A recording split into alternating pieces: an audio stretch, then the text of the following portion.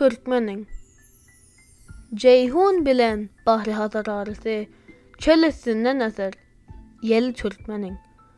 Gül unçası, gara özüm garası, gara dağdın iner, sili Türkmenin.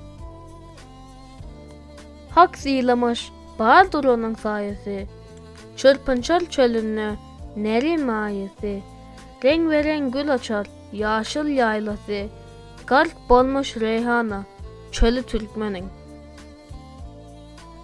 Al yaşıl bürünüp çıkar perisi, kükreyip bal kurar, anbarın iyisi, beğ törü, aksakal, yuldun eyesi, küren tutar, gözel iyili Türkmenin. Ol meldin oğludur, melttir pederi, gör oğlu kardeşi, serhoştur deri, dağcı cüzdük olsa, sayyatlar diri, alabilmez, yolburs oğlu Türkmenin.